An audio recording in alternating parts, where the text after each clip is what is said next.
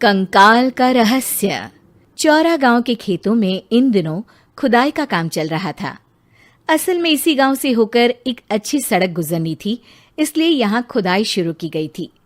अचानक एक दिन खुदाई करने वाली मशीन से कुछ टकराता है। बाद में जब खोजबीन की जाती है तो वहां से 2 कंकाल मिलते हैं। पुलिस गांव के लोगों से पूछताछ शुरू करती है। आप लोगों को क्या लगता है ये किसके कंकाल हो सकते हैं? अरे साहब, हमें क्या पता ये किसके कंकाल है, आप ही लोग पता लगाइए। हम लोग तो बहुत ज़्यादा डरे हुए हैं। हाँ, हमारी फॉरेंसिक टीम अभी आ रही है। ये बताओ कि इस गांव के रहने वाला कोई जोड़ा गायब तो नहीं ना?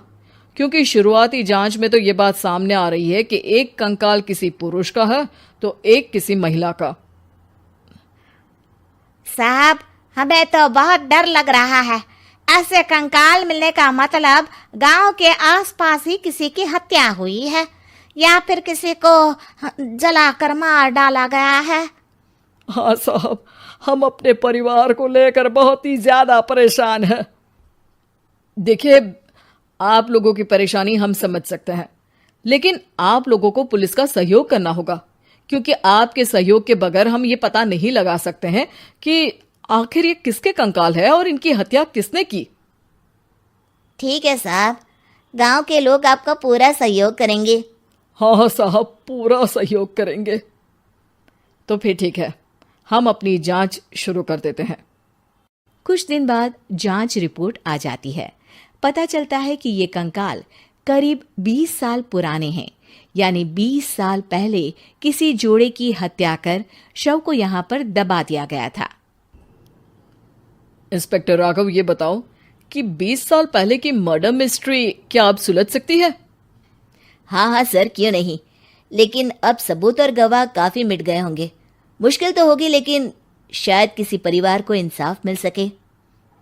इंस्पेक्टर राघव, आप बिल्कुल सही कह रहे हैं। किसी परिवार को तो इंसाफ मिलेगा ही और किसी को उसके किए की सजा भी मिलेगी। जी सर, मैंने तो जांच शुरू भी कर दी है।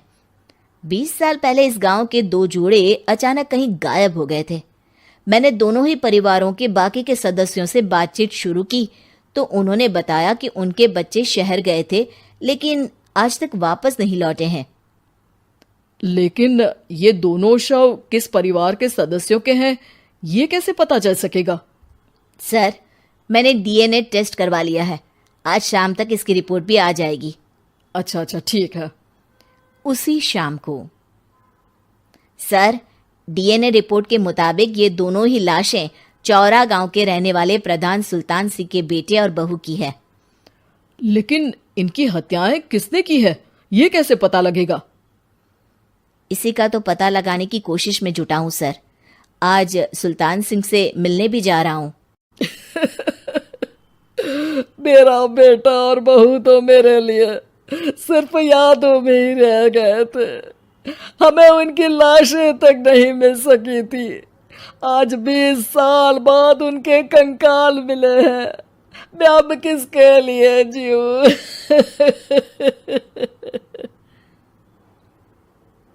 लेकिन सर, क्या आपकी किसी से कोई दुश्मनी थी? अपने बेटे बहू की हत्या के लिए आप किसे जिम्मेदार मान रहे हैं? अब मैं किसका नाम बोलूं? मेरी तो किसी से दुश्मनी नहीं थी, बस मेरे बेटे बहू को कोई वापस ला पाता।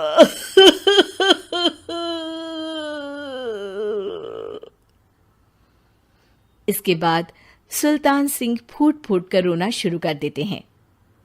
सर, अब आप इनका अंतिम संस्कार करवा सकते हैं। कम से कम इनका शरीर ना सही, इनका कंकाल तो आपको मिला है। लेकिन हाँ, अगर आपको कुछ भी याद आए तो जरूर बताइएगा। मेरी तो बेटा अब उम्र हो गई है, लेकिन मेरे बेटे और बहू के हत्यारों का जरूर पता लगाइएगा, क्योंकि जब तक हत्यारे पकड़े नहीं जाएंगे मेरा मन नहीं मानेगा।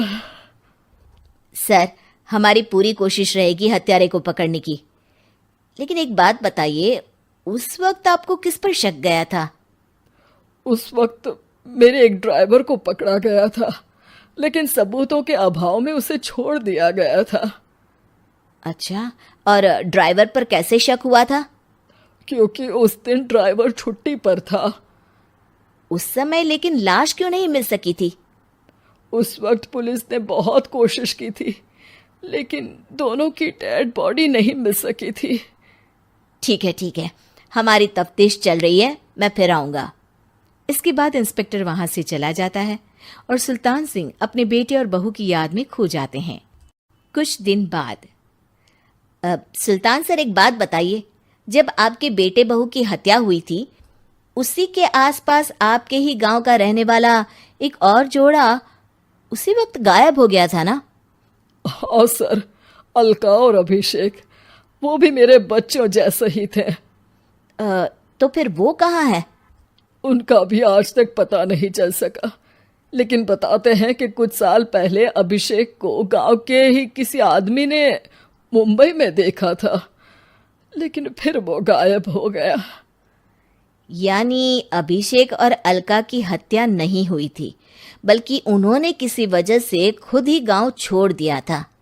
हाँ, हो सकता है, क्योंकि अभिषेक मेरे बेटे संतोष का अच्छा दोस्त था और उसका मेरे घर भी आना जाना लगा रहता था।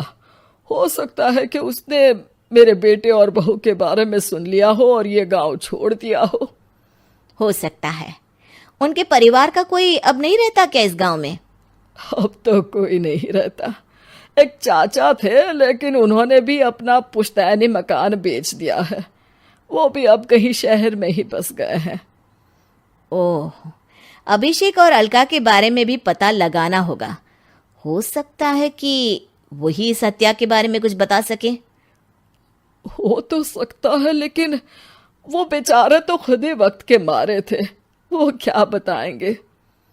फिर भी सर, जब केस दोबारा खुला है तो जांच तो करनी ही पड़ेगी, और इस बार तो लाशें भी बरामद हुई है। कुछ दिन तक लगातार तफ्तीश चलती रही। एक दिन थाने से सुल्तान सिंह को फोन आता है। हाँ, कौन बोल रहा है? सर, मैं कांस्टेबल तुलाराम बोल रहा हूँ थाने से। आपको थाने आना पड़ेगा। थाने? लेकिन क्यों? सर, किसी की पहचान करवानी है। अच्छा ठीक है, मैं दोपहर तक पहुंचता हूँ। सुल्तान सिंह दोपहर में थाने पहुंचता है। कई पुलिस के अधिकारी वहां मौजूद रहते हैं। सर, आपके बेटे की हत्या का रहस्य आज शायद सुलझ जाए। अच्छा इंस्पेक्टर राघव, पर वो कैसे? सर, उस आदमी को देखिए, क्या वही अभिषेक है? सुल्तान सिंह की आंखों में हैरानी से आंसू आ जाते हैं। हाँ सर, यही अभिषेक है। ये आपको कहाँ से मिला? सिर्फ अभिषेक ही नहीं, बल्कि इसकी पत्नी अलका भी इसके साथ है। मैडम, जरा अभिषेक की पत्नी को लाइए। जैसे ही अलका को पेश किया जाता है, सुल्तान सिंह जमीन पर गिर जाते हैं। सुल्तान सर, क्या हुआ आपको? आप अलका को देखकर गिर क्यों गए? सुल्तान सिंह सर पकड़कर बैठ जाते हैं। ये अलका नहीं, बल्कि ये तो मेरी बहू रितु है। पूरा थाना एक दूसरे का मुंह देखने लगता है। क्या? इसके बाद हर किसी को दो कंकाल और हत्या का रहस्य समझ में आ गया। अभिषेक और रितु ने मिलकर संतोष और अलका की हत्या की थी और लाश को जमीन के नीचे दबा दिया था। आज 20 साल बाद इस हत्या का रहस्य खुल सका था कि अवैध प्रेम संबंध में दो मासूमों की जान गई थी।